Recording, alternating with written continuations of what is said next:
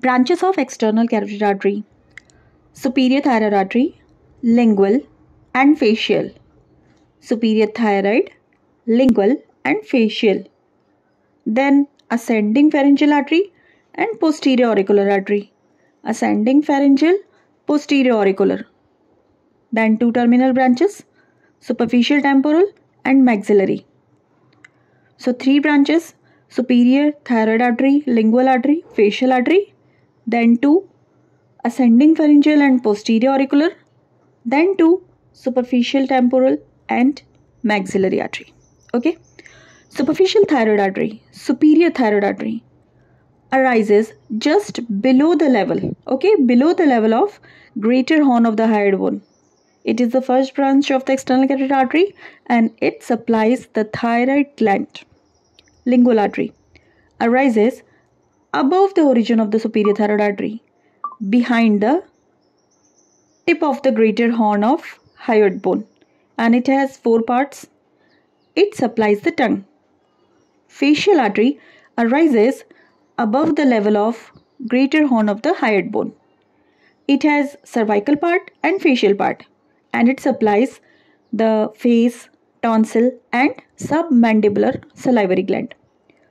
Ascending pharyngeal artery arises from the deeper aspect. It supplies the pharynx and the meninges. Posterior auricular artery arises under cover the parotid gland. Under cover the parotid gland, there is posterior auricular artery origin point. Opposite the upper border of the posterior belly of the digastric, the course of posterior auricular artery. Where you can find posterior auricular artery? At the border of posterior belly of digastric. It supplies the posterior quadrant of scalp.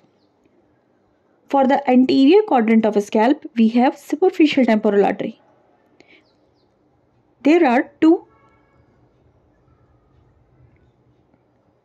terminal arteries, superficial temporal artery and maxillary artery. For the anterior quadrant of the scalp, there is superficial temporal artery. It is within the parotid gland. Now the maxillary artery, another terminal branch, given out within the parotid gland. It supplies the mandible, maxilla, auricle, cranial cavity and nose. For the anterior quadrant of scalp, there is superficial temporal artery. For the mandible, maxilla, auricle, cranial cavity and nose, there is maxillary artery. For the posterior quadrant of scalp, there is posterior auricular artery. For pharynx, there is ascending pharyngeal artery.